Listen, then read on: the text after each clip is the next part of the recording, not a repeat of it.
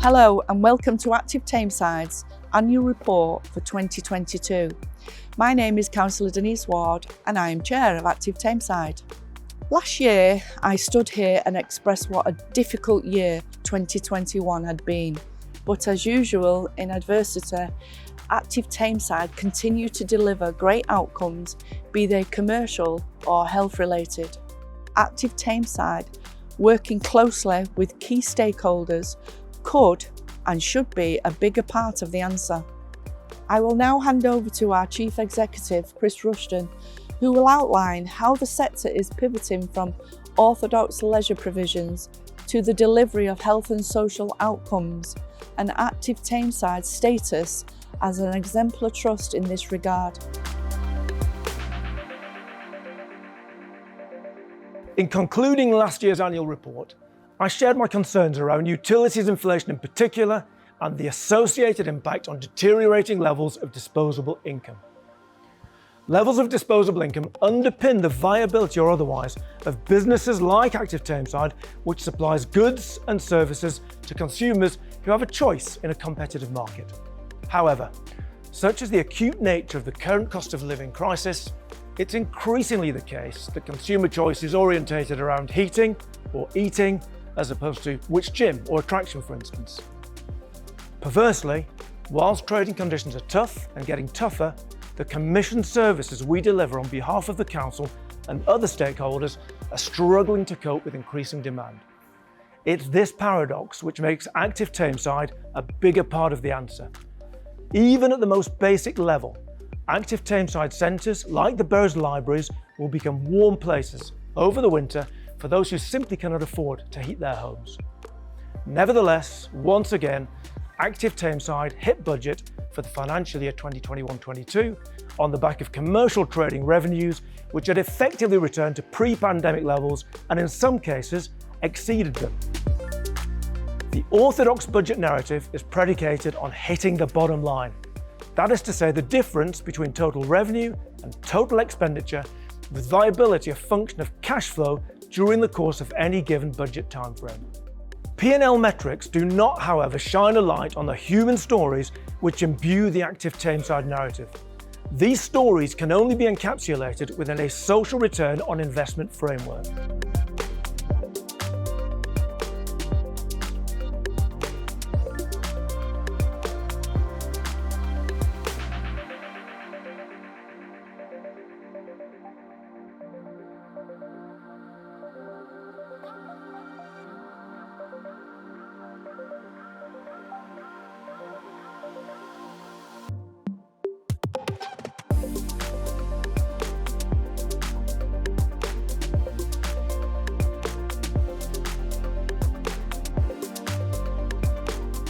I have valued working with Active Tameside over this last year. It's brilliant to see the impact of all your work with communities. The approach you take here is breaking new ground.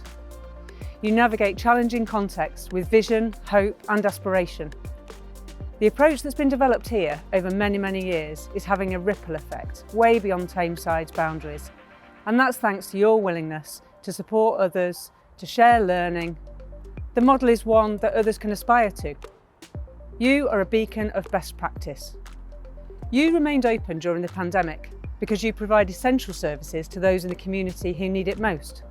You do what your stated purpose says, help people to live their very best lives. This was brought to life for me in an event hosted by your team here this summer as part of our GM Moving commitment to the inclusion of disabled people. It was a brilliant day. It highlighted so much about the culture, values and the way of working that had been put into action here, and what a massive impact that has for the people of this borough. One of the things that stands out to me is the culture and the way this team works. People are your biggest asset.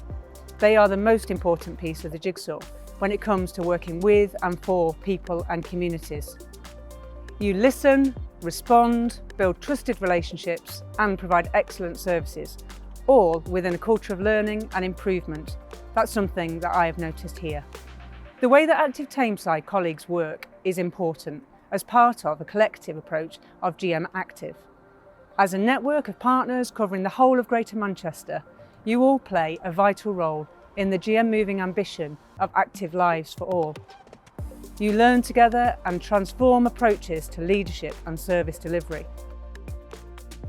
As we work together across sectors to pivot the community leisure sector towards health and wellbeing, the work you do to test new approaches, share openly and support each other are more important than ever. I'm looking forward to seeing where Active Tameside take things next.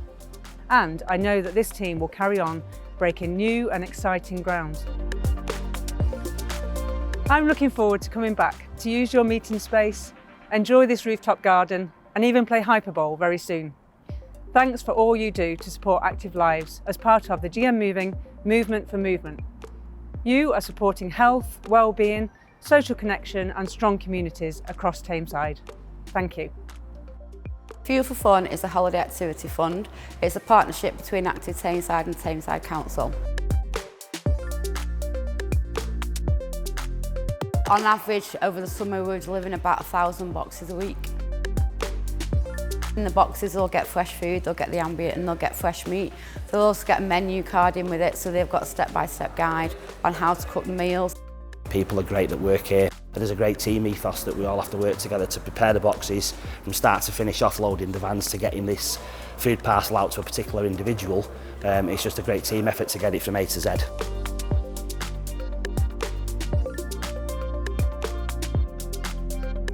They're doing physical activity, they're also learning, we do about healthy eating, about the food plate, they've been learning about hygiene. We do a couple of activities in the morning and then we do the daily mile outside. We go swimming every single day.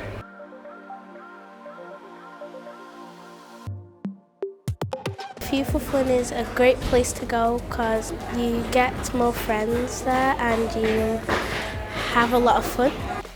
To this end, we're working with Sport England and its partner organisations to produce credible social return on investment metrics, which must shift the discussion from the sector as a cost to an imperative investment opportunity and proof positive that we could and should be a bigger part of the answer. At this juncture, however, I want to return briefly to inflation generally and that pertaining to utilities and wages in particular. In 2021-22, budgeted utility expenditure equated to around 10% of total revenue. The budget for 2022-23 incorporates a figure of 13%.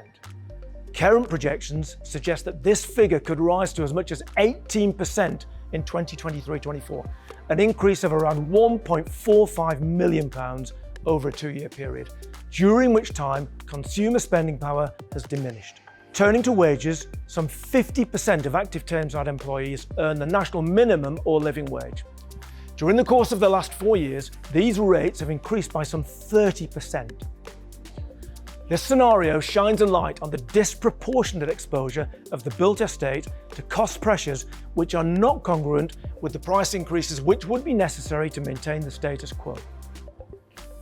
In a borough like Tameside, with all its attendant demographic challenges, this imbalance between the fundamentals of sustainability equates to yet another existential challenge following those of austerity and the pandemic. Ultimately then, in an environment where social return on investment as opposed to a trading surplus must be the primary consideration for key stakeholders, the very raison d'etre of Active Tameside and its place within the whole health and wellbeing system must be more fully understood. Any contract or agreement is underpinned by a basic supply and demand relationship. That is to say, the supplier is fulfilling a clearly identified need in terms of both quality and cost.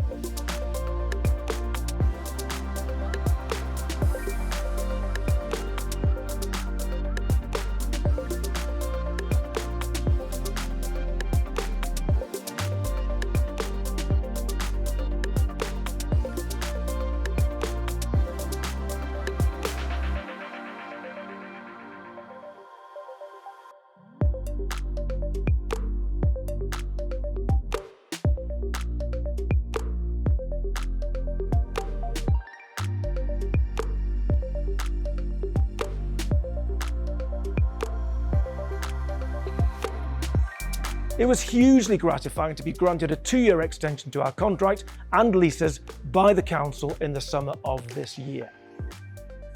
Notwithstanding economic instability, our new contract will take us to March of 2026. This extension is testament to the resilience and commitment of the Active Tameside team as a whole. At this juncture, I also want to pay tribute to our board, led by Councillor Denise Ward, the members of which have been steadfast during the course of yet another turbulent 12 months. The extension paved the way for the refurbishment of 6 of the gyms within our portfolio. Not only are our gyms now equipped with great kit, many of them have benefited from new lighting schemes, flooring, mirrors, and the like. One of these gyms is located at Active Oxford Park.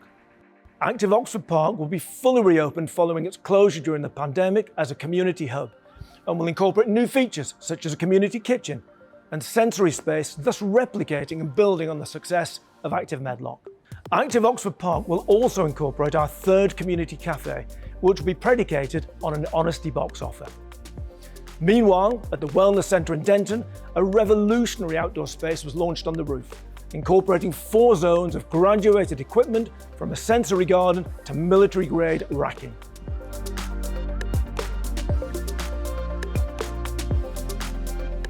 Sports Awards returned with a bang, albeit a virtual one. The new post-pandemic digital format was an unmitigated success, and this format may well be retained for next year. The integrated nature of the Active Tameside model means that social outcomes and commercial success can be seen as symbiotic. Put another way, commercial success underpins the delivery of high-quality, affordable health and social care-related commissions from the Council and NHS in particular, within the context of the evolving Tameside integrated care system. To this end, during the course of the last year, Active Tameside has won a number of contracts to deliver, in partnership with a range of local organisations, adult daycare services, a supporting families programme and virtual college education. In conclusion, we are now facing our greatest challenge in the form of a multifaceted, perfect storm which is characterised by an exponential increase in primary costs and diminishing disposable income. Active Tameside is not alone in facing these challenges, but it's almost uniquely placed to work at a human level with key partners in weathering this storm, which will eventually pass.